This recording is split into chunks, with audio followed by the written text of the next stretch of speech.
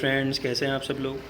चलिए आज हम स्टार्ट करने जा रहे हैं अपनी क्लास नंबर 88 क्लास नंबर 8 और ये है आपके मेजरमेंट ऑफ नेशनल इनकम के कंटिन्यूशन में चैप्टर में ये क्लास। और आज की क्लास में हम पढ़ेंगे इनकम मेथड, जिसे हम डिस्ट्रीब्यूटिव शेयर मेथड और फैक्टर पेमेंट मेथड भी कहते हैं। फैक्टर ऑफ प्रोडक्शन जब फॉर्म्स को सर्विसेज देता है, ठीक है, तो उस फैक्टर सर्विसेज के बदले में फर्म की तरफ से जो भी एक्रूड इनकम होती है, जो इनकम एक्रूड हो जाती है, जो फर्म को अपने फैक्टर ऑफ सर्विसेज को जो पे करनी होती है, ठीक है, जैसे हाउस होल्ड ने फर्म को लैंड यूज़ करने के लिए दी, हाउस होल्ड ने फर्म को लेबर दी, तो जो भी ये लैंड और लेबर और जो कैपिटल जो फर्म में लगाई गई है, तो फर्म ने जो ये फैक्टर सर्विसेज का यूज़ किया है, इस फैक्टर सर्विसेज के बदले में फ़र्म क्या करती है, फैक्टर सर्विसेज को फैक्टर पेमेंट करती है। तो ये जो फैक्टर पेमेंट होती है, ये फैक्टर सर्विसेज के लिए क्या होती है, इनकम। जैसे हम लोग हैं, हम लोग क्या करते हैं, जॉब करते हैं। इसका मतलब जहाँ हम जिस कंपनी में जॉब करते हैं, सपोज़ मैं अगर किसी कंपनी में जॉब करता हूँ, तो मैं कंपनी को क्या दे रहा हूँ, फैक्टर सर्विसेज, और कंपनी मुझे क्या करेगी, पेमेंट करेगी। किसके बदले में, मेरी सर्विसेज के बदले में। और मेरी सर्विसेज के बदले में जो वो मुझे पेमेंट करेगी वो कहलाएगी फैक्टर पेमेंट। अब मेरे पास जब पैसे आएंगे, मेरे पास जब हर महीने सैलरी आएगी, तो वो मेरी क्या हो गई, इनकम, ठीक है। तो ऐसे ही मैं हो गया, मेरे जैसे जितने भी पूरी कंट्री में लोग हैं जो अपने अपने पार्ट पर फैक्टर सर्विसेज देते हैं और फैक्टर सर्विसेज के बदले में पेमेंट लेते हैं, ठीक है। तो वो फैक्टर पेमेंट जो होती है वो आपकी हमारे लिए इनकम होती है। तो इनकम मेथड से भी हम लोग क्या करते हैं, नेशनल इनकम को कैलकुलेट कर सकते हैं, क्योंकि जो हमने वैल्यू एडिड मेथड में जो आउटपुट मेथड लिया था, वैल्यू ऑफ आउटपुट, तो वहाँ पर हमने क्या किया था, जितनी भी वैल्यू ऑफ आउटपुट हमने वहाँ पर कैलकुलेट की थी, जितना भी फर्म ने पैसा कमाया था, वही पैसा तो फैक्टर सर्विसेज में फर्म ने डिस्ट्रीब्यूट किया है। लैंड को, जिसने लैंड दिया उसको रेंट दे दिया, जिसने लेबर दिया उसको वेजेस दे दिया, जिसने कैपिटल लगाई है उसको इंटरेस्ट दे दिया, और जिसने अब फर्म को खड़ा किया है, फर्म को शुरुआत की है, जिसको हम इंटरप्राइजेज बोलते हैं, उसने प्रॉफिट लेके चला गया। तो अल्टीमेटली जितना कमाया था उतना सारा का सारा डिस्ट्रीब्यूट कर दिया। तो वैल्यू ऑफ आउटपुट कह लो, इनकम मेथड कह लो, वैल्यू सबसे सेम निकलेगी। और दूसरा, यहाँ पर जो अगर आपको इनकम मेथड, और मैंने जैसे बताया कि वैल्यू ऑफ आउटपुट मेथड से ही वैल्यू ऑफ आउटपुट मेथड से ही आपका इनकम मेथड जनरेट होता है। तो आप क्लास नंबर 1 में जाकर इस चीज़ को टैली कर सकते हैं। क्लास नंबर 1 में इसमें पूरी डिटेल दी हुई है। तो चलिए हम स्टार्ट करते हैं नेशनल इनकम से। All the income that accrue to the factor of production और फैक्टर सर्विसेज। एक फैक्टर ऑफ प्रोडक्शन और फैक्टर सर्विसेज को मिलने वाली जो इनकम होती है, accrued, all the income that accrue, जो एक्रू हो चुकी है, जो हमें पे करनी है, जो डिस्ट्रीब्यूट करनी है by the way of wages की फॉर्म में, रेंट की फॉर्म में, इंटरेस्ट की फॉर्म में और प्रॉफिट की फॉर्म में। तो यहाँ पर जो नेशनल इनकम जब हम कैलकुलेट करते हैं, तो जो फैक्टर इनकम होती है उसको हम 3 पार्ट में डिवाइड कर देते हैं। पहला, कंपनसेशन ऑफ एम्प्लॉय, जो हम एम्प्लॉयज़ को कंपनसेशन पे करते हैं। दूसरा आता है हमारा ऑपरेटिंग सरप्लस, जिसके बारे में मैं आपको आगे बताऊंगा। और तीसरा आता है मिक्स्ड इनकम। तो शुरुआत करते हैं हम कंपनसेशन ऑफ एम्प्लॉय से। कंपनसेशन जो एम्प्लॉय, इन तीनों को प्लस करके जब हमारी वैल्यू निकलेगी वो नेशनल इनकम आएगी। Compensation of employ, operating surplus और मिक्स्ड इनकम, ये 3 एलिमेंट होते हैं इनकम मेथड में नेशनल इनकम को कैलकुलेट करते समय। तो सबसे पहले कंपनसेशन ऑफ एम्प्लॉय निकालेंगे, जिसमें हमारा wages and salary in cash, जब हम अपने एम्प्लॉय को वेजेस और सैलरी कैश में देते हैं।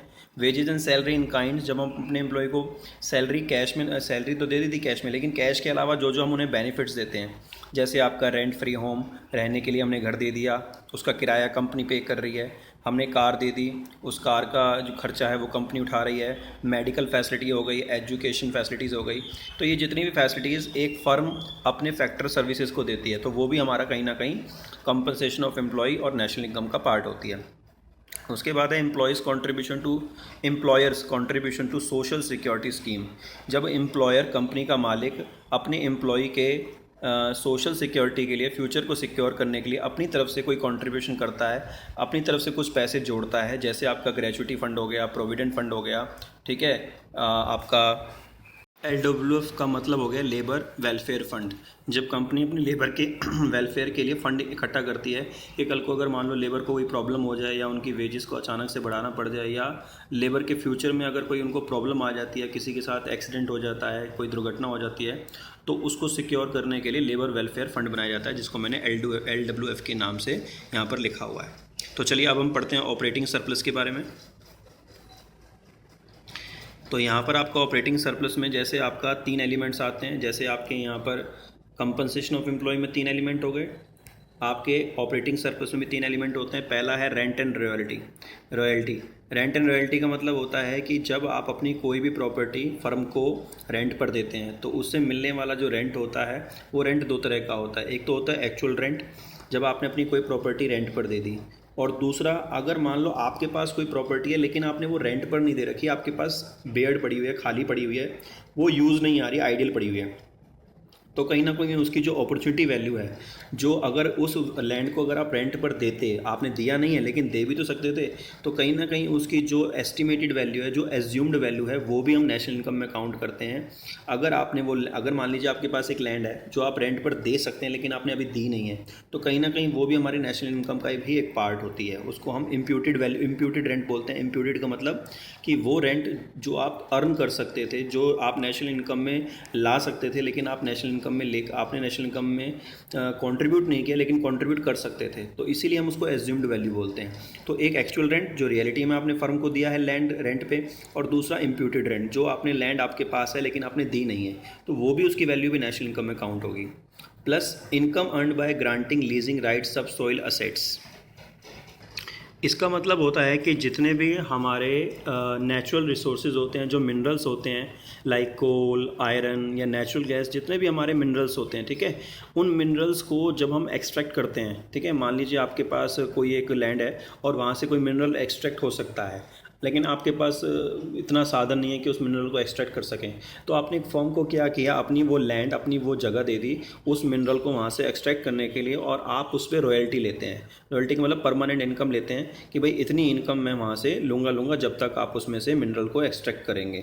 तो या फिर ये हो सकता है कि जितना मिनरल आप एक्सट्रैक्ट करके पैसा कमाएंगे उसकी कुछ परसेंटेज आप लेंगे, तो इसे हम बोलते हैं रॉयल्टी।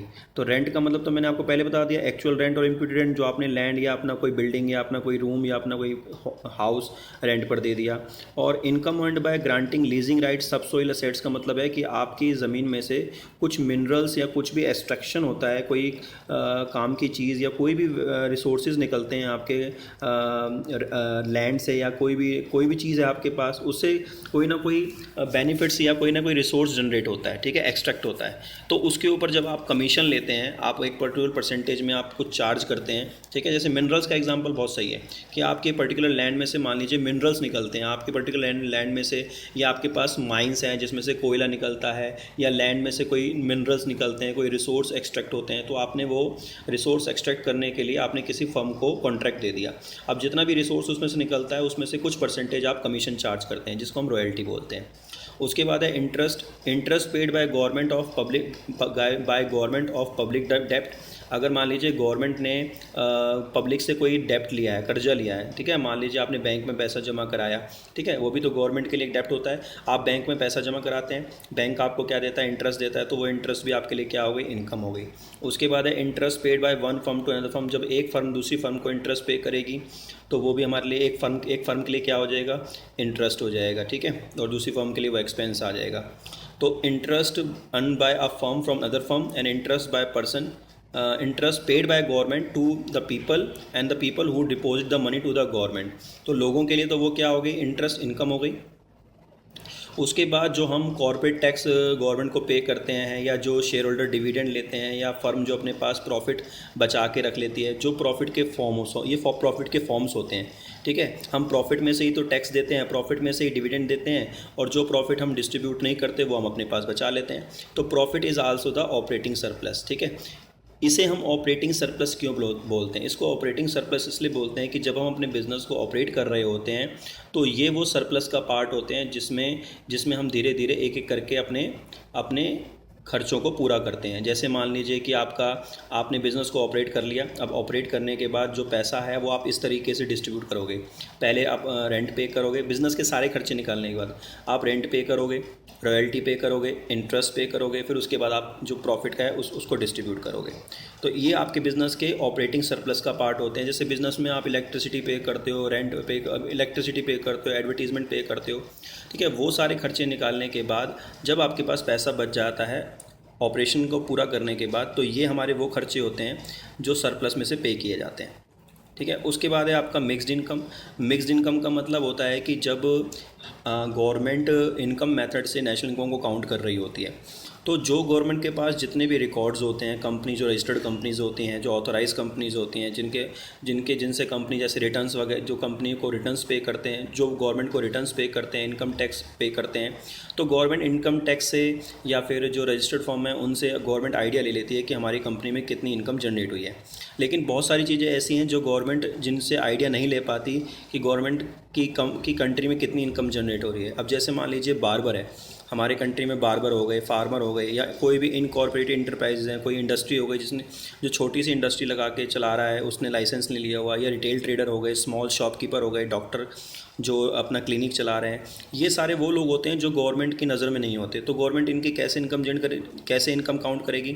तो गवर्नमेंट क्या करती है, एक रफली आइडिया ले लेती है कि स्टेट के हिसाब से, स्टेट गवर्नमेंट से आइडिया ले लेती है कि भाई डिस्ट्रिक्ट, जैसे स्टेट ले लिया, स्टेट में जितनी डिस्ट्रिक्ट्स होती हैं उनसे गवर्नमेंट क्या करती है, आइडिया ले लेती है कि वहाँ पर मार्केट में किस तरीके से क्या क्या काम चल रहा है, तो उससे मिक्स्ड इनकम का आइडिया लग जाता है। तो एक आपकी हो गई कंपनसेशन ऑफ एम्प्लॉय, जितने भी एम्प्लॉय को हम कंपनसेशन पे करते हैं, और उसके बाद जो फर्म अपने कमाए गए पैसों में से जो रेंट, इंटरेस्ट और प्रॉफिट का डिस्ट्रीब्यूशन करती है, और उसके अलावा कंट्री में जितने भी अनऑथोराइज पर्सनस हैं जो गवर्नमेंट की नज़र में नहीं है, कितना पैसा कमा रहे हैं, बार्बर, फार्मर, या फिर जो आपके ओन अकाउंट वर्कर होते हैं जो अपनी तरफ से अपने तरीके से चलाते हैं, जिनका गवर्नमेंट के पास कोई रिकॉर्ड नहीं होता, तो वो मिक्स्ड इनकम, ऑपरेटिंग सरप्लस और कंपनसेशन टू एम्प्लॉय, ये तीनों चीज़ें हम जब प्लस करते हैं तो हमारा नेशनल इनकम निकल के आता है।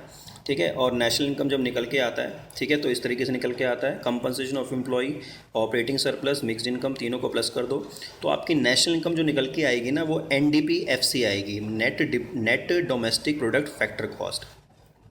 ठीक है, तो नेट डोमेस्टिक फैक्टर कॉस्ट, ये आपकी इनकम NDP पे निकल के आती है, क्योंकि इसमें मार्केट प्राइस का तो कोई रोल ही नहीं है। ठीक है, तो यहाँ पर हम क्या करते हैं, अगर आपको NDP एट फैक्टर कॉस्ट को आपने लाना है NNP पे, net national product factor cost पे, तो हम क्या करेंगे, net factor income from abroad को इसमें प्लस कर देंगे। जितना भी हमने नेट नेशनल लेवल पर जो हमने पैसा कमाया फ़ॉरेन से, या हमारे यहाँ पर हमने फॉरेनर को पेमेंट किया है, जो हमारे यहाँ पर फॉरेनर हमारे यहाँ पर पैसा कमा रहे थे उनको पेमेंट किया है, या फॉरेन में जाके हमारे यहाँ के लोगों ने पैसा कमाया, तो NFIF net factor income from abroad होता है, जो मैंने आपको क्लास नंबर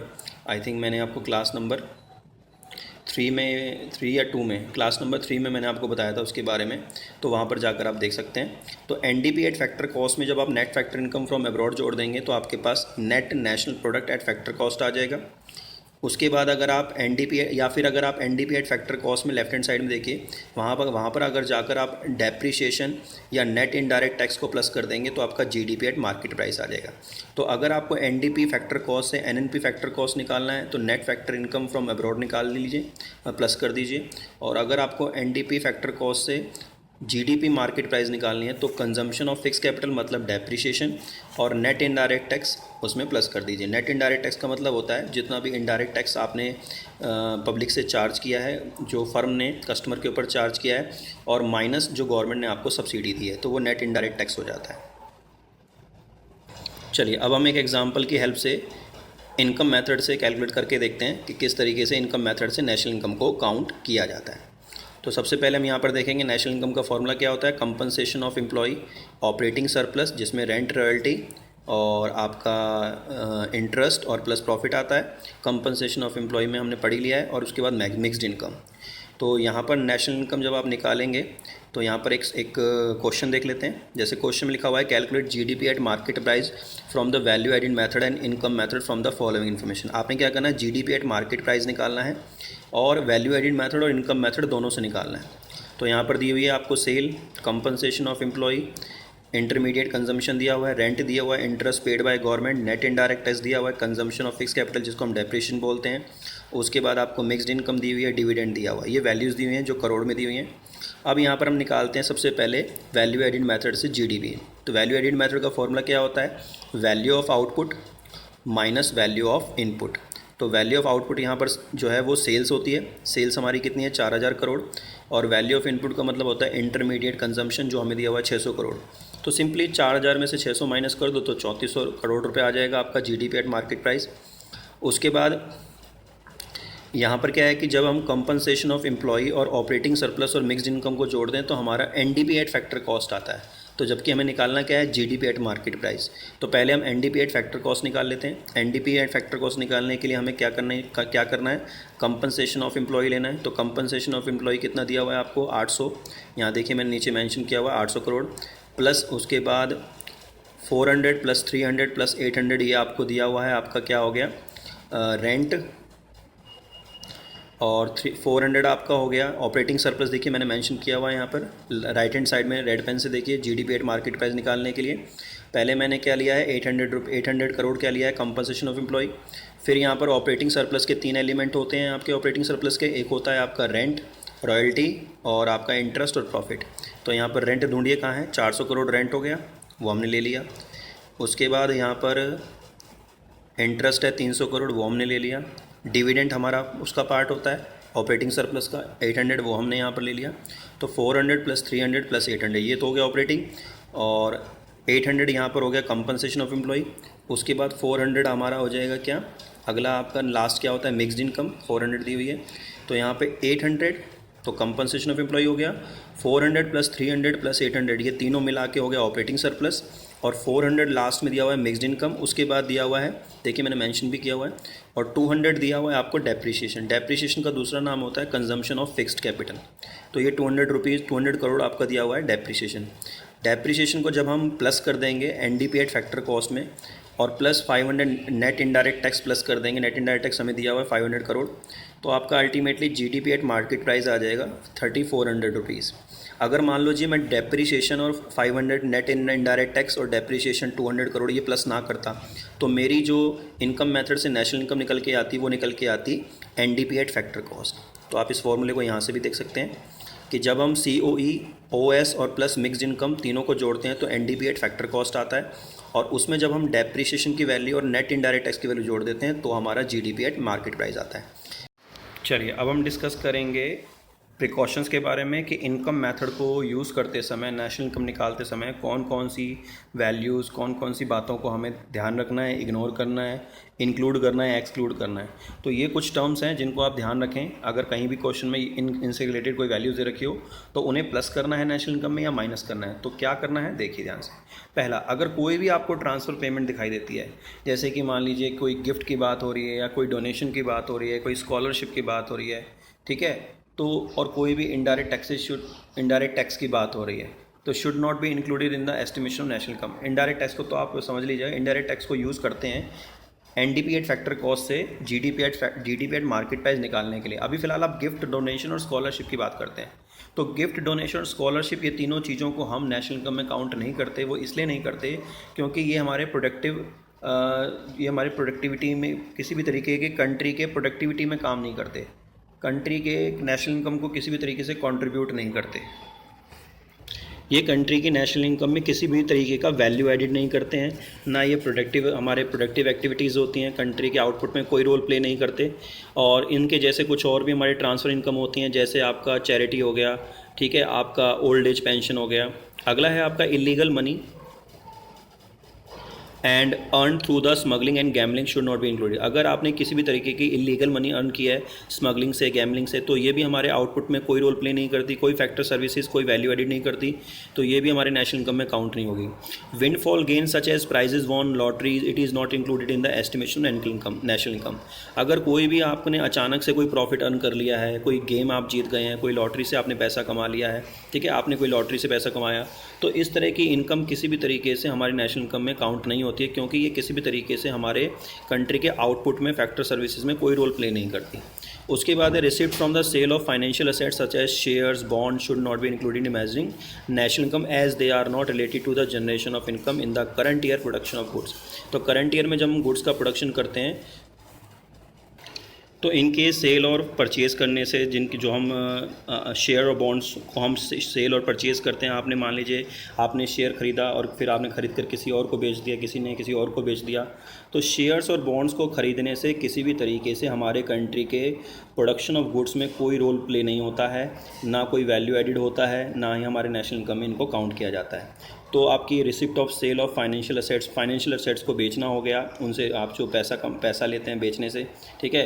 और आपका विंडफॉल गेन हो गया, इलीगल मनी हो गया, या फिर कोई ट्रांसफ़र पेमेंट हो गई। ट्रांसफ़र पेमेंट जो होती है हमारी प्रोडक्टिव एक्टिविटी नहीं होती है, हमारे कंट्री के प्रोडक्शन में कोई रोल प्ले नहीं करती हैं। तो ये सारी इनकम कहीं भी अगर आपको दिखाई दें, ये चारों इनकम कहीं भी आपको दिखाई दें क्वेश्चन में, आप इन्हें इंक्लूड नहीं करेंगे, और अगर ये दी हों तो आप इन्हें इग्नोर करेंगे।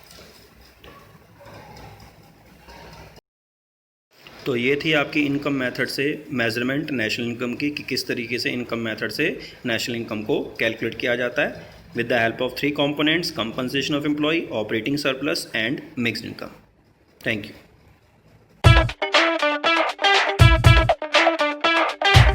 Subscribe now and press the bell icon. Never miss an update.